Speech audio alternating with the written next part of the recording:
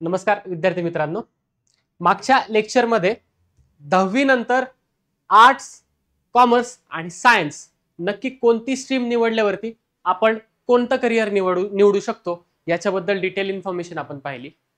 ह्या व्हिडिओमध्ये आपण 11वी-12वी जर तुम्ही सायन्स स्ट्रीम निवडत असाल तर सायन्स स्ट्रीम मधून तुम्हाला कोणते कोणते करिअर ऑप्शन्स एक्सप्लोर करता येऊ शकतात ते आपण याच्यात पाहणार आहोत. आणि त्या करिअर ऑप्शन्स निवडण्यासाठी तुम्हाला कोणत्या कोणत्या एंट्रन्स एक्झाम द्याव्या लागतील त्याच्याबद्दलची इन्फॉर्मेशन, सर्व एक्झामची इन्फॉर्मेशन आपण या लेक्चरमध्ये आजच्या पाहणार आहोत. तर एक्झाम्स इन सायन्स, सर्वात पहिल्यांदा ज्या वेळेला आपण सायन्स असं म्हणतो, ज्यावेळेला आपण सायन्स स्ट्रीम निवडतो त्यावेळेला सायन्स मधून काय करिअर करता येऊ शकतं असा ज्यावेळेला प्रश्न आपल्या पुढे निर्माण होतो, आपल्याकडे सगळ्यांच्या समोर मेनली दोन ऑप्शन्स उभे राहतात किंवा दोन माणसांची चित्र आपल्या डोळ्यापुढे येतात. पहिलं म्हणजे इंजिनिअरिंग किंवा इंजिनियर आणि दुसरं म्हणजे डॉक्टर. तर सर मग सायन्स मध्ये ह्या दोनच फील्ड आहेत का? तर नाही, सायन्स मध्ये अजून बरेचसे करिअर ऑप्शन्स तुमच्याकडे आहेत, त्याबद्दल सुद्धा इन्फॉर्मेशन आपण पाहणार आहोत. ठीक आहे, सर्वात पहिल्यांदा career paths in science stream. Science मधून तुम्ही नक्की कोणते कोणते करिअर पाथ निवडू शकता त्याबद्दलची लिस्ट आपल्या समोर आहे. सर्वात पहिल्यांदा म्हणजे जी आपल्या सर्वांच्या परिचयाची आहे ती म्हणजे इंजिनिअरिंग.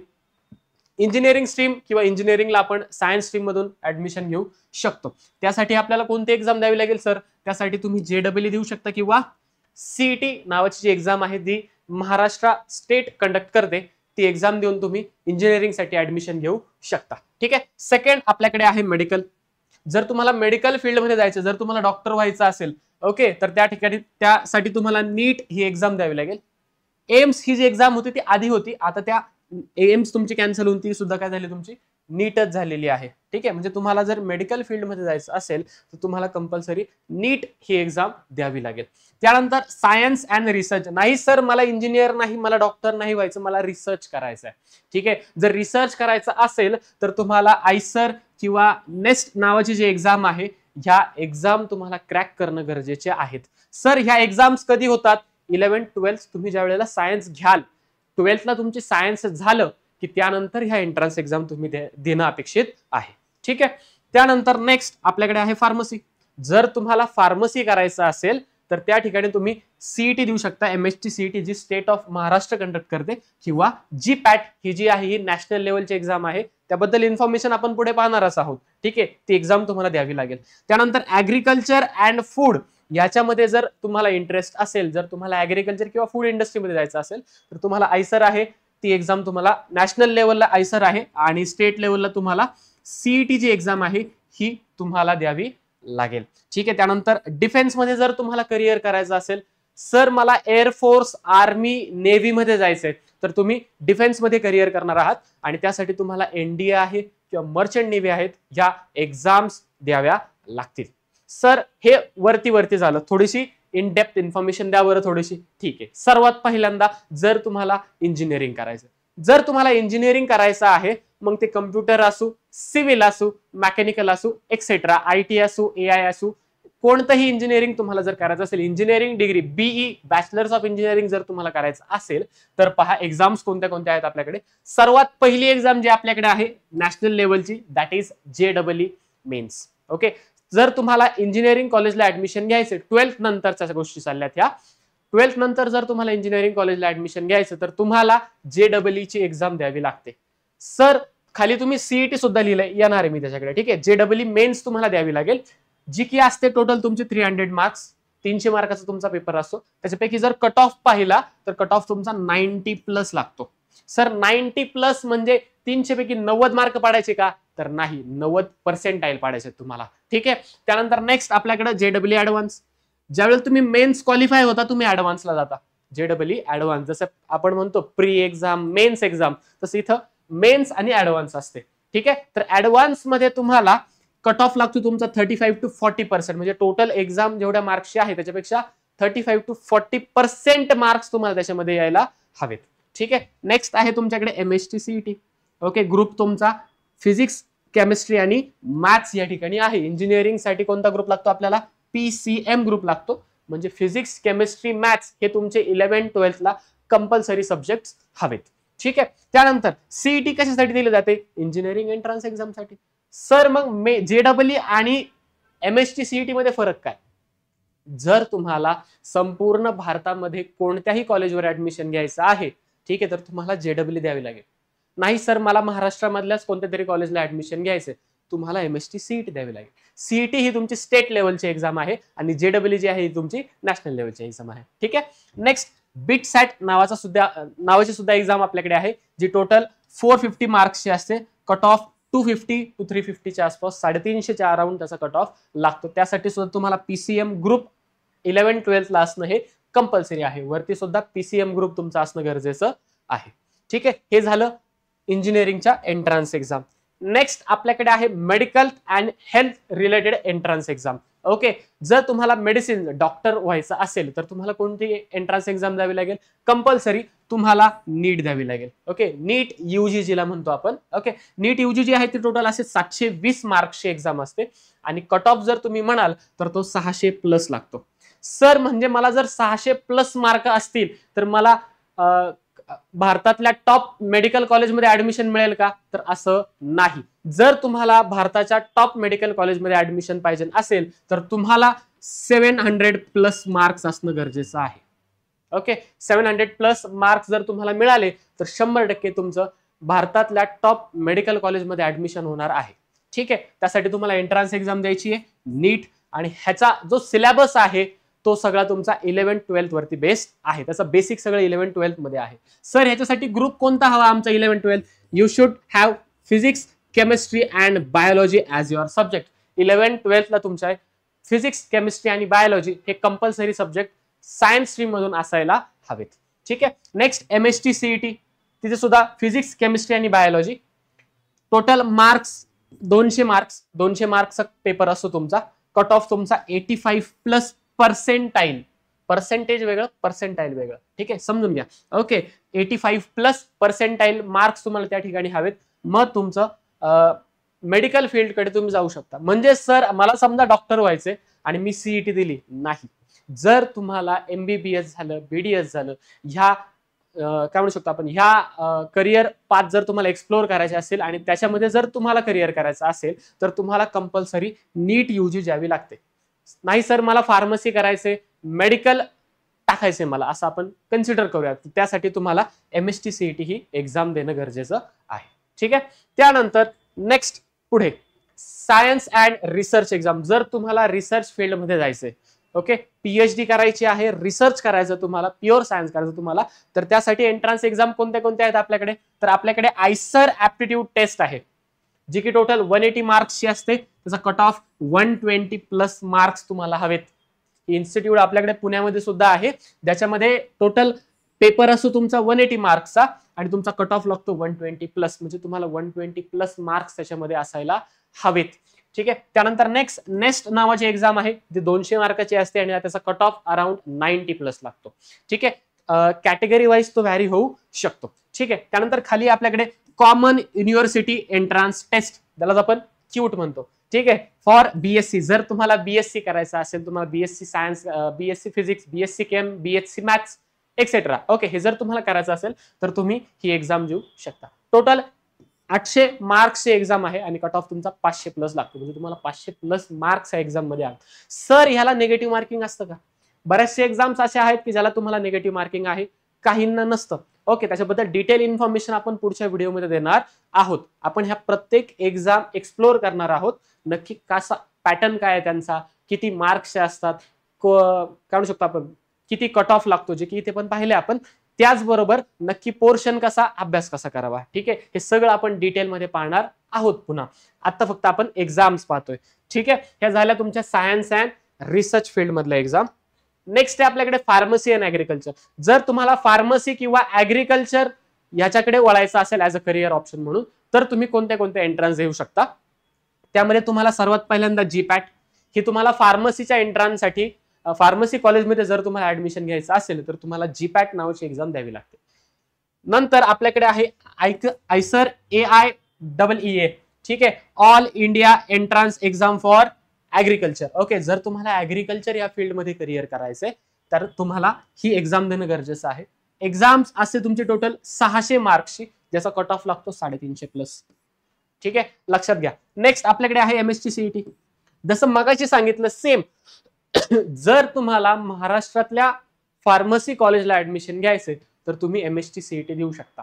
जर तुम्हाला ऑल इंडिया कॉम्पिट करायचंय तर तुम्ही जीपॅट देऊ शकता. सेम जर तुम्हाला ऍग्रिकल्चर साठी महाराष्ट्रातल्या कॉलेजमध्ये ऍडमिशन घ्यायचंय तुम्हाला एमएसटी सीईटी देणं गरजेचं आहे. ठीक आहे, त्याच्या थ्रू सुद्धा तुमचं ऍडमिशन होतं. आणि जर तुम्हाला ऑल इंडियामध्ये जर ऍडमिशन घ्यायचं तुम्हाला आयकर एक्झाम ही देणं गरजेचं आहे. ठीक आहे, आलं लक्षात. जी एमएसटी सीईटी आहे 200 मार्क्सची एक्झाम असते, त्याचा कट ऑफ 80+ त्याच्यामध्ये तुम्हाला असणं गरजेचं आहे. सर ह्याच्यासाठी ग्रुप कोणता हवा? जर तुमचं फार्मसी करायचं, जर तुम्हाला काय करायचंय फार्मसी ऑर ऍग्री करायचंय, ऍग्रिकल्चर ज्याला म्हणतो, BSc agriculture, BSc horticulture, BSc forestry etcetera. Okay, ह्या जर गोष्टी तुम्हाला करायच्या असेल ऍज अ करिअर ऑप्शन म्हणून, जर तुम्हाला करिअर करायचं असेल त्याच्यामध्ये, तर तुमचा 11-12ला पीसीएम ग्रुप हवा, किंवा तुमचा पीसीबी ग्रुप हवा, किंवा पीसीएमबी ग्रुप हवा. पीसीएमबी ग्रुप हवा. तिन्हीपैकी कोणताही असला तरी पण चालेल. ह्या ऍग्रिकल्चर किंवा फार्मसीला तुम्हाला ऍडमिशन मिळून जाईल. ठीक आहे, आले इथपर्यंत लक्षात आले, समजून घ्या. पुढे नेक्स्ट पुढे पहा, डिफेन्स अँड अदर एक्झाम. जर तुम्हाला डिफेन्स मध्ये करिअर करायचं असेल, नुकताच एनडीएचा रिझल्ट लागला, तुम्ही पाहिला असेल. ठीक आहे, नेक्स्ट पहा, आता एनडीए समजा तुम्हाला डिफेन्स मध्ये करायचं. डिफेन्स म्हणजेच काय, तुम्हाला आर्मी झालं, नेव्ही झालं, एअरफोर्स झालं, ह्याच्यामध्ये जर तुम्हाला करिअर करायचं असेल तर तुम्हाला ह्या एंट्रन्स एक्झाम देऊन तुम्ही ते करू शकता. कोणत्या कोणत्या? तर एनडीए आहे, that is national defence academy. Okay, त्याच्यासाठी तुम्हाला एंट्रन्स एक्झाम असते. ती जी एंट्रन्स एक्झाम आहे तुमची ती टोटल 900 मार्क्सची असते. 900 मार्क्स पैकी तुमचा कट ऑफ लागतो 350 to 400च्या अराउंड तुमचा कट ऑफ लागतो. 2 पेपर होतात तुमचे, एक मॅथमॅटिक्स फिजिक्स आणि नंतर असतो तुमचा इंग्लिशचा पेपर. ठीक आहे, ह्याच्यासाठी सुद्धा तुमचा 11-12 पीसीएम ग्रुप असणं अलॉंग विथ इंग्लिश गरजेचं आहे. ठीक आहे, हे तुमचे कंपल्सरी सब्जेक्ट तुम्हाला बोर्ड्स मध्ये असणं गरजेचं आहे. प्लस 12ला you should passed with 60% marks in PCM. ठीक आहे, पीसीएम मिळून तुमचे 60% जास्त मार्क तुम्हाला 12th बोर्ड्स मध्ये असायला हवे.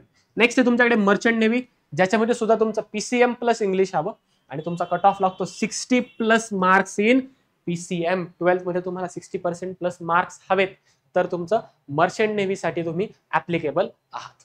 हे झाल्या डिफेन्स फील्ड मधल्या करिअर ऑप्शन. नेक्स्ट आता पहा, तुमचे ग्रुप वाईज तुम्ही कोणते कोणते करिअर तुमच्यासाठी ओपन आहेत.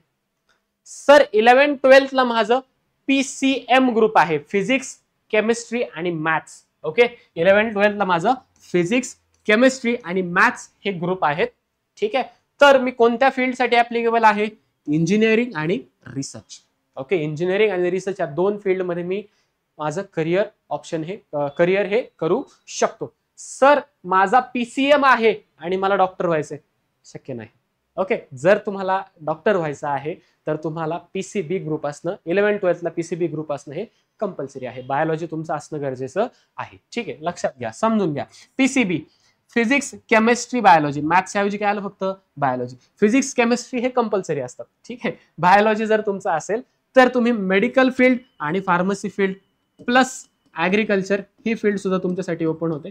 वरती सुद्धा तुमच्याकडे ऍग्रिकल्चर फील्ड ओपन आहेच. काय डाऊट नाही? सर माझं अजून नक्की नाहीये मला इंजिनिअरिंग करायचंय का मेडिकल करायचंय, काही हरकत नाही, तुम्ही पीसीएमबी सुद्धा घेऊ शकता. फिजिक्स, केमिस्ट्री, मॅथ्स आणि बायोलॉजी दोन्ही ग्रुप जरी तुम्ही ठेवले तरी वरच्या सर्व ज्या एक्झाम्स आहेत त्या सर्व एंट्रन्स एक्झाम तुम्ही देऊ शकता आणि सगळे करिअर ऑप्शन तुमच्यासाठी ओपन आहेत. मग सर पीसीएमबीच ठेवू का, याचा प्रश्न, असा जर प्रश्न तुमच्या मनात झालेला असेल तर जर तुमचा फिक्स नसेल तर तुम्ही पीसीएमबी ठेवा. पण जर तुमचा फिक्स असेल की मला इंजिनिअरिंग करायचं तर पीसीएम ग्रुप ठेवा. ठीक आहे, नेक्स्ट पहा, किंवा मेडिकल करायचं पीसीबी ग्रुप ठेवा. ठीक आहे, नेक्स्ट ऍडिशनली याच्या व्यतिरिक्त अजून काय आहे का, करू शकता ना. काय काय करू शकता तुम्ही? सीएस करू शकता, कम्प्युटर सायन्स, त्यानंतर आयटी, त्यानंतर सायकोलॉजी आणि जॉग्राफी रिलेटेड जर तुम्हाला कोणत्या गोष्टी करायच्या असतील, करिअर करायचं असेल ते सुद्धा तुम्ही वरच्या कोणताही ग्रुप आलो पीसीएम किंवा पीसीबी ह्या खालच्या स्ट्रीम्स तुमच्यासाठी अवेलेबल आहेत, ओपन आहेत. तुम्ही ह्याच्यामध्ये सुद्धा करिअर करू शकता. Next career option based on interest. Okay, तुमचा इंटरेस्ट कशामध्ये आहे, तुम्हाला आवड कशात आहे, त्याच्यानुसार जर आपण क्लासिफाय केले करिअर ऑप्शन्स तर ते कसे होतात पहा. फॉर एक्झाम्पल जर तुमची इंजिनिअरिंग किंवा टेक्नॉलॉजी फील्डमध्ये तुम्हाला आवड आहे, ठीक आहे, कम्प्युटर झालं, इलेक्ट्रिकल झालं, या गोष्टींमध्ये तुम्हाला जास्त रस आहे, त्याच्यामध्ये काम करायला तुम्हाला जर आवडेल तर तुम्ही बीटेक करू शकता किंवा बीई करू शकता. CS झालं, IT झालं, AI झालं, या सगळ्या फील्ड तुमच्यासाठी ओपन आहे. नेक्स्ट, तुमचा इंटरेस्ट जर मेडिकल फील्डकडे जास्त असेल किंवा हेल्थ केअर तुम्हाला जर जास्त ओढ असेल, तुमचं पाठांतर जर चांगलं असेल तर तुम्ही मेडिकल मध्ये करिअर करू शकता. त्याच्यामध्ये काय तर MBBS आहे, BDS आहे, नर्सिंग आहे, या गोष्टी सुद्धा तुम्ही करू शकता ऍज अ करिअर म्हणून. ठीक आहे. नेक्स्ट, मला रिसर्च करायचा आहे sir, I am more interested in research. ठीक आहे, चालेल, काही हरकत नाही. यू कॅन डू BSc, त्यानंतर MSc करू शकता, त्यानंतर आयसर नावाचे एक्झाम देऊन तुम्ही तिथे सुद्धा काम करू शकता, किंवा IISc ह्या एक्झाम किंवा ह्या स्ट्रीम तुमच्यासाठी इथे रिसर्च मध्ये ओपन होतात. ठीक आहे. नेक्स्ट, एव्हिएशन अँड डिफेन्स, जसं आपण मगाशी डिस्कस केलं, त्यासाठी तुमच्याकडे NDA आहे किंवा you can be a pilot. परंतु काहीही करा, त्याची तयारी तुम्हाला 11th पासूनच सुरू करावी लागेल. ठीक आहे, कारण 11th 12th हे कंबाईन असतं, 12th सेपरेट 11th सेपरेट असं नाही. ठीक आहे. Next, agriculture and food. Next, agriculture and food जर तुम्हाला करायचंय, तुमच्यासाठी ऑप्शन्स काय काय आहेत. BSc ऍग्री झालं, BSc ऍग्री झालं, BSc हॉर्टिकल्चर झालं, BSc फॉरेस्ट्री झालं, किंवा डेअरी सायन्स, या सुद्धा हे ऑप्शन्स तुमच्याकडे अवेलेबल आहेत जर तुमचा इंटरेस्ट ऍग्रिकल्चर आणि फूड मध्ये असेल तर. ठीक आहे. Next, government job. नाही सर, वरचं काही नको, मला गव्हर्नमेंट जॉब करायचा आहे. ठीक आहे, तर तुमच्याकडे ऑप्शन्स काय आहेत. You can give UPSC exam. UPSC exam तुम्ही देऊ शकता, जे नॅशनल लेवलला कंडक्ट केली जाते. MPSC देऊ शकता, जी तुमची स्टेट लेवलला कंडक्ट केली जाते, किंवा बँकिंग किंवा SSC या एक्झाम सुद्धा तुम्ही देऊ शकता. या सगळ्या एक्झामसाठी एंट्रान्स एक्झाम, ज्या काही ह्या सगळ्या करिअर ऑप्शनसाठी जेवढे काही एंट्रान्स एक्झाम आहेत, त्या सर्व आपण इथून मागच्या स्लाइड वरती डिस्कवर केलेल्या आहेत. ठीक आहे. त्यानंतर नेक्स्ट, सर आता नक्की मी काय करू, माझी आत्ताच 10वी झाली ना, तर मी काय करू. तर सर्वात पहिल्यांदा तुम्हाला करिअर कशात करायचं हे डिसाईड करावं.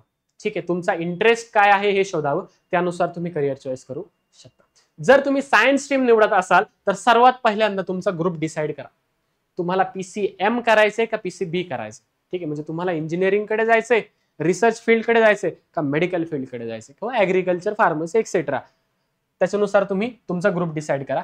त्यानंतर या सर्व कॉम्पिटेटिव्ह एक्झाम ज्या आहेत, जसं की आपण JEE झालं, जे मेडिकलसाठी आहे, नीट की जी JEE जी इंजिनिअरिंग साठी आहे, नीट जी की आपली मेडिकल साठी आहे, ज्या काही एंट्रान्स एक्झाम आहे त्याची तयारी, त्याचं प्रिपरेशन तुम्हाला 11th पासून करायला लागेल.